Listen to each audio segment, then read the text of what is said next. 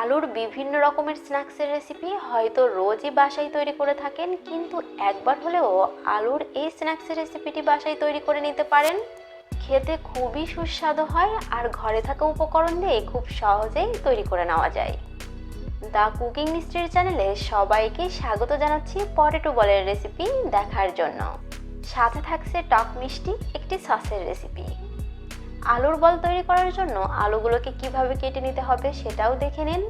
আলুগুলো কাটার ক্ষেত্রে এভাবে ছোট টুকরো করে কেটে নিতে হবে। যেহেতু আমার এটা মিডিয়াম আলু ছিল সে কারণে আমি 4 খণ্ড করে নিলাম। আপনাদের আলুর পরিমাণ যদি একটু বড় হয় তাহলে এটাকে 6 থেকে 7 খণ্ড করেও নিতে পারেন।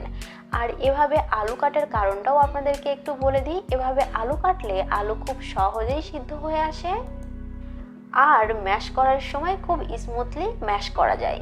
আমার আলুগুলো কাটা হয়ে গেছে, এখন এগুলোকে একটি পাত্রে আমি তুলে নিচ্ছি। আর কিভাবে এই আলুগুলো সিদ্ধ করতে হবে সেটাও দেখে নিন। চুলায় পাত্র বসিয়ে আমি এখন দিয়ে দিব আগে থেকে কেটে ধুয়ে রাখা আলুগুলো দিয়ে এখানে পানি দিয়ে দিতে হবে। আর পানি দেওয়ার ক্ষেত্রে আপনাদের একটা কথা বলে দিই, পানি আপনারা এমনভাবে এখানে অ্যাড করবেন যেন আলুটা 100% সিদ্ধ হয়ে যায় আর আলুতে কোনো রকম পানি না থাকে। মোট কথা এই আলুটাকে আমাদের ড্রাই করে সিদ্ধ করে নিতে হবে। কিছুক্ষণ পর আমার আলুটা এই পর্যায়ে এসেছে, দেখতেই পারছেন আমার আলুগুলো 100% কুক হয়ে গেছে আর আলুটা কিন্তু ড্রাইভাবেই সিদ্ধ হয়েছে।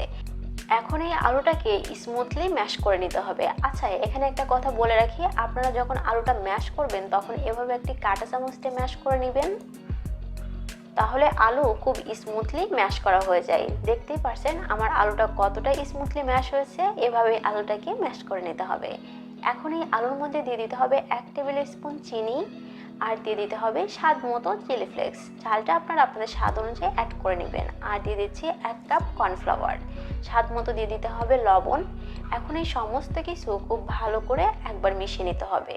আর এখানে কিন্তু কোনো রকম পানি ব্যবহার করা যাবে না, আলুতে যথেষ্ট ময়েশ্চার আছে। আর খুব ভালো করে একবার মিশিয়ে নিলে খুব সফট একটি ডো তৈরি হয়ে যাবে। এই রেসিপিটি তৈরি করা কিন্তু খুবই সহজ। এই আলুর বল আপনারা খুব সহজেই তৈরি করে নিতে পারবেন। আর এই উপকরণগুলো আপনাদের ঘরে সবারই থাকে, তাই খুব সহজেই এই আলুর বলগুলো আপনারা তৈরি করে নিতে পারবেন। দেখতেই পারছেন আমার ডোটা খুব ভালোভাবে মাখা হয়ে গেছে। এভাবে ডোটাকে মেখে নিতে হবে। এখন এই ডো থেকে আমি বল তৈরি করে নিব। তার আগে আপনাদেরকে বলে দিয়ে, আপনারা যখন এই বলটা তৈরি করবেন তখন হাতে একটু তেল মেখে নেবেন, তাহলে এই আলুর ডো হাতে মেখে আসার কোনো সম্ভাবনাই থাকবে না।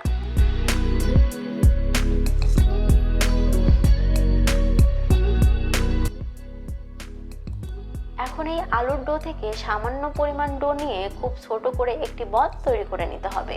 এটা আসলে বলে বোঝানোর কিছু নেই, এটা খুবই সহজ, যে কেউ এটা খুব সহজেই করে নিতে পারবেন। এই যে দেখুন, এরকম করে গোল ছোট একটি বল তৈরি করে নিতে হবে। আমার বলটা তৈরি করা হয়ে গেছে। এই একইভাবে আমি সমস্ত বলগুলো তৈরি করে নিব। এভাবে বল তৈরি করে আপনারা চাইলে ডিপ ফ্রিজে 1 সপ্তাহের জন্য এগুলো ফ্রোজেন করতে পারেন। যখন ইচ্ছা ডিপ ফ্রিজ থেকে বের করে এটাকে ভেজে নিলেই হয়ে যাবে। আর চাইলে কিন্তু এটাকে এয়ার ফ্রাইও করা যায়। আমি আজকে ডুবো তেলে আপনাদেরকে ডিপ ফ্রাই করে দেখাবো। আর এগুলো ভাজতে এখন চলে যাব চুলায়। একটি পাত্র বসিয়ে আমি পরিমাণ মতো তেল বসিয়ে রেখেছিলাম। তেলটা খুব ভালো মতো গরম হয়ে গেলে এর মধ্যে দিয়ে দিতে হবে আগে থেকে তৈরি করে রাখা বলগুলো। আমি সবগুলো বলই দিয়ে দিয়েছি। আর এই বল ভাজার ক্ষেত্রে আপনাদের একটি টিপস দিয়ে রাখি, আপনারা বলগুলো চুলায় দেওয়ার সাথে সাথে কিন্তু নাড়াচাড়া করতে যাবেন না। বলগুলো যখন একটু শক্ত হয়ে আসবে তখন এভাবে একটু উল্টে পাল্টে ভেজে নিতে হবে। নরম অবস্থায় বলগুলো যদি নাড়াচাড়া করেন তাহলে বলগুলো এই তেলের মধ্যে ভেঙে যেতে পারে। আমার সমস্ত বলগুলোই ভাজা হয়ে গেছে। আর এটা যখন দেখবেন যে একটু শক্ত হয়ে এসেছে তখন এগুলোকে তেল থেকে তুলে নিতে হবে। দেখতেই পাচ্ছেন আমার বলের কালারগুলো অনেকটা চেঞ্জ হয়ে এসেছে। আর চেষ্টা করবেন যখন বলগুলো শক্ত হয়ে আসবে তখন এভাবে অনবরত নেড়ে চেড়ে ভেজে নেওয়ার, তা না হলে কিন্তু এক পাশে কালার চলে আসবে আর অপর পাশে কালার আসবে না। এখন আমার বলগুলো হয়ে গেছে, তেল থেকে এগুলোকে তুলে নিচ্ছি। এখন একটি সস আপনাদের তৈরি করে দেখাবো। এর জন্য 1 চা চামচ নিয়ে নিলাম মেয়োনিজ। আর এখন দিয়ে দিচ্ছি টমেটো কেচাপ 1 টেবিল স্পুন। আর দিয়ে দিতে হবে sweet chilli sauce 1 tablespoon. এখন আমি কিছু পুদিনা পাতা খুবই মিহি করে কেটে রেখেছিলাম, সেটা দিয়ে দিলাম। এখন সমস্ত কিছু খুব ভালো করে একবার মিশিয়ে নিতে হবে। আর মেশানো হয়ে গেলে আমাদের এই টক মিষ্টি সসটা পরিবেশনের জন্য একদমই রেডি।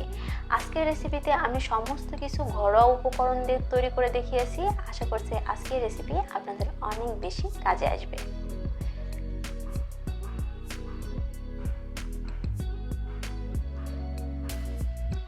পটেটো বলের সাথে এই সসটা খেতে কিন্তু অসম্ভব মজার।